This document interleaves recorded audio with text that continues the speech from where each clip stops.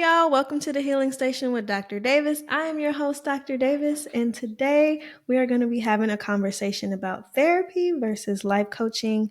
And just hopefully you all will get some information to really be able to decipher between the two. I know I get questions about, like, do I need a life coach? Do I need a therapist? Hey, could be both, could be one or the other. And we're about to have a conversation about that. And so, of course, I had to invite one of my favorite life coaches, Santesa Gentry. And so I'm going to have her introduce herself to y'all. Hi, so my name is Santesa Gentry. I am the owner of Santesa Speaks. I am a certified life coach. I am certified in trauma informed care as well. Come And I'm on. happy to be here. Well, I'm excited to have you. So, of course, the first question I have for you is why life coaching? So, what prompted you to get into this field? So, how did you get here? How did I get here? Well, I'll say that in seminary. So I went to seminary school first. I took psychology like one on one, and I was intrigued. And then I did the research about the schooling, and I said, "Yeah, I don't want to do that, Lord." And so I kind of Okay. left that over there. And then during the pandemic, the Lord revealed to me like to take this course on life coaching. And as I did the course, I realized that I have literally been doing it for over 10 years. So mm, he showed me how I've done group coaching, how I've done one-on-one coaching. Like it's naturally my gift. hmm So that's what landed me on, okay, well, then Lord, since you've revealed it and it's a thing, I might as well walk my full purpose out. That's beautiful. And I love that because I find a lot of times when you're called to these fields, it's kind of like, this is what you realize you've been doing it. I have a similar story in that sense where it's like, I've been a therapist my whole life. It's Yeah. just how I think about the world and people. And that's just been in me. So I love that. I love hearing your story. And I'm Yes. always So curious tell how us a people little got there. more about your Well, story. yes. So how I got here, honestly, is similar to you, Holy Spirit. That's usually how it goes, right? So I actually went to school to be a obstetrician gynecologist. That was my plan. I was going to deliver babies, be a woman doctor, all that good stuff. And so pre med, all that jazz. And I'm struggling through these classes. I'm passing, but it's not easy. And I'm in my head, I'm like, man, med school's gonna be like this on 10. So Lord, like, how are we gonna do this? But I trust you if this is what I'm supposed to do. And like you sat in a psychology 101 class, but I didn't know the extent of the schooling I would have to do. And I think that was on purpose so that I wouldn't be intimidated. But I sat there and I was like one of our lectures was done by this black male psychologist. And so when I saw him, long dreads, all that, I was like, okay, I can see myself in this field. And he was talking about African centered psychology and black mental health and all this stuff. And I was like, okay, there's a space for me here. And so I took it upon myself to meet him, and he became my mentor. And through that, I got exposed to like the research and all of this stuff, conferences. And I still thought I was going to med school, doing all of this, and still was like married to my own plan. And finally, the Lord was like, "All right, you ready to let this go? Because this is not where I'm calling you." And so I was like, okay, I'm gonna trust you. I'm gonna do it. And 8 years later, because it was a lot of school to Here you become a are. psychologist, here I am.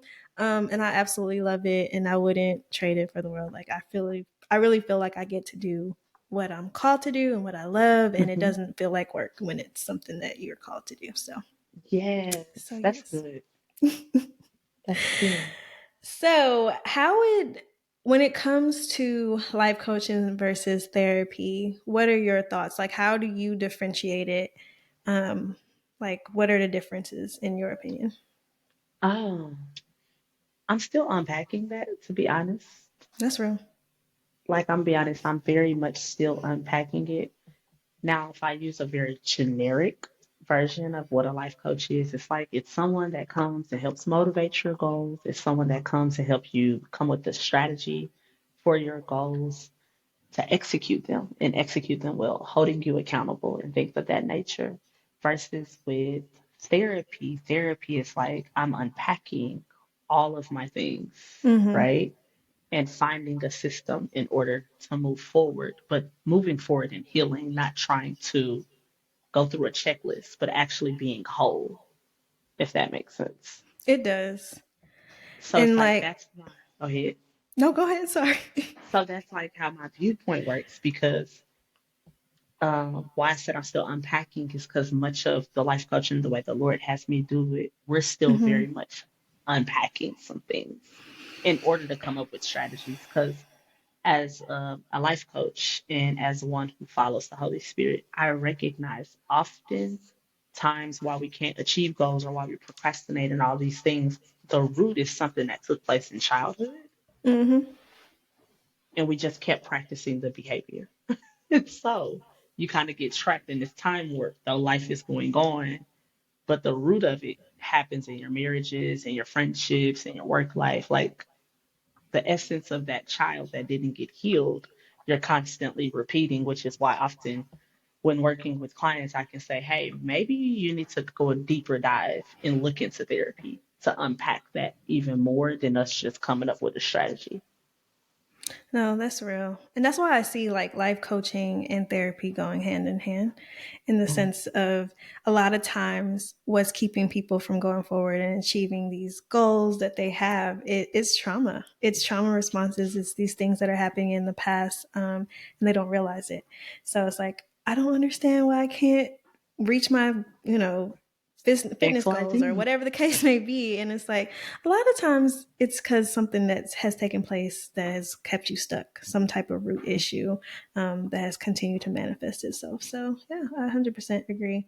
I know when I think about what's the difference, therapy I see as a clinical approach is like in treating those mental health issues. So, definitely being able to assess and diagnose and those type of things and using more of that clinical model when you're treating someone and like you said unpacking, so a lot of going to the past in order to understand the present is a lot of Yeah. what I believe that we do. And then when I think of coaching, I'm thinking of someone who's like here and now and then how we go forward. So that's kind of how I see it, and like putting those goals, so it's not from a clinical approach, it's more so like accountability in this sense and helping to push you forward. So Yes. that's how I see Yes. And I agree. it. Well, I that do. is good. That Yeah. is really good. So when you said trauma informed, Mhm. kind of share with me what does that mean as far as like life coaching from a trauma informed lens, which I think is amazing. But I'm just curious with your own words. Like I have my own thing what that could mean, but I'm like, okay, what does that mean? Um, I want to hear that from you. So one is being able to identify where, let's just say, for lack of better words, a critical trauma took place. Like, for example, if you get into a wreck, your brain recognizes that as a traumatic event.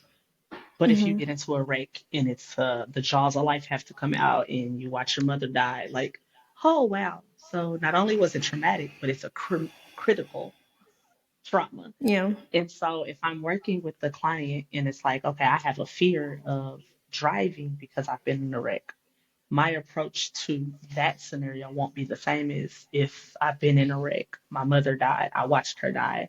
This Mm-hmm. was the trauma. And so I believe you approach those things differently because you're informed that how the brain processes trauma and how you Mm-hmm. approach someone with that, you can't come at them the same way. You can't approach the two people, though the essence is a car wreck, but what took place Mm-hmm. during the car wreck matters. And so, from a life coaching perspective, I've worked with people who have been through some traumatic events, sexual abuse, a marriage abuse. Like there's been Mm-hmm. things that are like that. And it's like, okay, Lord, what else can I do? What else can I consume to be better prepared? And as I took the trauma informed courses, I was able to better identify, okay, this is actual trauma and this has to be Mm-hmm. approached differently. But more importantly, it also helps me identify I'm not equipped to handle all of this. That's Let's real. identify a therapist that can also maybe prescribe for the anxiety or the depression. Because even if I give you strategy, they're still going to be some temporary help that also needs to be in place. So Mm-hmm. in my world, that's how I've used trauma informed care as a tool for me in life coaching. I love that. And I'm like, as I think about this, I really feel like more, if you are working with people, I believe you should be trauma informed. I agree. Because we all have big T and little t trauma in our life. Like, it is hard to live on this earth and not experience some form of trauma. So whether that is like Absolutely. collective trauma, individual experiences that we have. And so that's why I'm like, if you work with people, I believe you should be trauma informed. Like, take some courses, learn about Yes. it. And so I love that, especially when you're doing life coaching. I think that is vital and important. And I love what you said, where it's like, not only does it help you work with the person, know how to be sensitive to these things, know how to approach them differently, like really catering the care for that individual, but then Yeah. also knowing your limitations too, where it's like, all right, this part I don't do. This part Yes. I do. So it really helps you have the boundaries in place, which I love. So yeah, I love hearing that. Yeah. Because even I know from a psychology perspective, you have another way of dealing with that. Can you give us what that looks like for psychology when you have someone with a little t versus big T and trauma? So I call it little t, big T trauma, but honestly, trauma is trauma in the sense of how people are going to respond to it. And so when I say big T, little t, I'm like, for somebody, what I've gone through because of having to be being forced into resilience, it might be a little t to someone else because they've gone through stuff where it's like, that's not a big deal. But in general, it is. So no matter what, it counts. And I know I have people come in and they're just like, oh, I haven't been through as much as this person. I'm like, let's not start paying the trauma Olympics. Like, that's not something you Like, want to win. why? So I just want to put that out there. I do call it that, but at the end of the day, all of it is traumatic and all of it counts. So with that being said, how it's like you said, like being sensitive to that, understanding how trauma works is being able to Mhm. know like how it shows up in the body, how it manifests in behavior, how it manifests with like thought processes. And a lot of times for me, what I love helping clients do is realize how much trauma shapes their personality, what they think is their personality. Because a That's lot of good. times, a lot of times they come to me and they're like, I'm just like that. That's just me. I don't trust people. I don't do this. And I'm like, you do realize that this is a trauma response. And it's so Mm. freeing when they realize like, oh, sometimes they want to fight me because they're like, wait, that no, this is really me. Like, they're convinced that this is really their personality. And I help break it down where it's like, no, this literally is a trauma response. And when we're Mhm. able to explore the root of that, and like you, I love to get to the root of issues because yes, I can give these coping skills and yes, I can refer you out to get medication and all this stuff. But at the end of the day, if we're not dealing with the root issue, are we really healing? Are we really? I would say no. But with that being said, that is a lot of the approach I take. It's a lot of psychoeducation. So yes, a Mhm. lot of exploratory, like let's find out the root, where to start if we can, and like kind of working our way up, but then also giving you the psychoeducation on how this shows up in the body, how this shows up in the mind, how it's showing up in your behaviors. And like you said, how is it showing up in your relationships? Yeah. Because some of that defensiveness even comes out in the therapy room, and I'm able to even do the here and now work with that. And so it's freeing and it's beautiful, and just being able to see people become the fullness of who were called to be, like going back to the original personality, if you will, that they really Yeah. have. Makes me think of a client I had recently where she was convinced that she was just like this quiet, I don't speak, I don't need to be seen type person. And as we're going through and I'm learning about her childhood and how she was before the major trauma happened in her life, I'm like, you're outgoing. Like, this doesn't sound like, and even in session with me as she's gotten comfortable, I'm like, quiet. Like, I'm reserved. Like, this is not adding up. And through it was we were able to see just how much what happened to her silenced her voice. Hmm. And through really being able to process that and give her like the psychoeducation around the trauma response and all of this, we've gotten to a point now where she's like, I'm not quiet. And I enjoy speaking and I have things to say and it needs to be heard. And I love seeing people transform in that way and really get the healing that they need. So, yeah. Mm, yeah, that's good. It reminds me of the time where I was going through therapy um, after my brother passed away, going through Mm-hmm. therapy, and how much identifying me, because that's what I learned in the journey of grief and going through therapy during grief. I found out who I actually am Mm, versus what I had become. And it was because the Lord said I had never given him pain. And I was just like, oh, so what does that mean? So grief for me wasn't just my brother died, but it was like, no, let's go all the way back to your childhood. The first mm-hmm. time someone touched you inappropriately, the first time that you were abused, the first time someone told you you talked too much. Let's unpack that grief. And it was like, oh. And then I remember getting to a point in therapy where I was like, all right, cool. And then I had a life coach. And because, of course, she's Holy Spirit led, she's like, hey, you need to still be doing therapy while we're doing Mm-hmm. this coaching. So it's like at one point I were doing both simultaneously. And I thank God for people who were revealed to him, Mm-hmm. because I could have stopped the work of one to work on something different. But he's like, no, both are working hand in hand. And I think that's why I despise the whole notion that life coaching and therapy have to be pinned against each other when it's like, Mm. actually, no, They work together. they work together. They're the same tools. It's like you got a screwdriver and a flathead. Both go in the same area of the toolbox. Both have two completely different functions, but you need both of them to build the treehouse, you know? That's a good analogy. And that makes so much sense. And I love like what you said, as you were like, I went in for one thing, but then there was so much more. There was a root to that. And why it was so Yes. hard to get through that grief is because we have a history of not grieving. And Hmm. so we got to go back and then move forward. And so therapy offers that. And then also being able to simultaneously have a coach. And I love that. I know for me, as I think about when the differences between when you know you need a life coach and Hmm. when you know you need a therapist, ultimately, when there is some unpacking, some processing, some unresolved grief, unresolved trauma, therapists, 100% therapist, is what I'm thinking. And for what would you say as far as life coaching is going to be appropriate? Life coaching, like 100%, like do this is, for example, we all start with New Year's resolutions, right? Mm-hmm. And it's the same one for 5 whole years. That's not okay.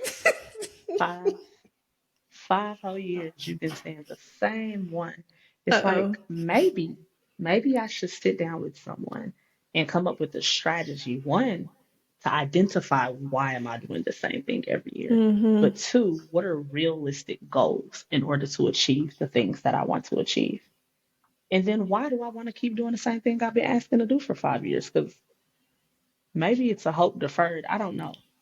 Oh But my that's a gosh. I'm serious because that's a Okay. good point in which you want to bring a life coach in with you. Like in business, I want to achieve these goals in my business, but I'm not sure where to start. Get a life coach. In relationships, I'm still healing from a trauma, but how do I not repeat those cycles? Get you a life coach because we can identify cycles because you're healing through the therapy Mm-hmm. already. So let's come up with the strategy to walk out what you've gotten in therapy. Um, those are just a couple of them. Like Oh, even those are great. with group coaching. Why do I want to do group coaching? Well, I have a bunch of married friends and we're all passing information to one another.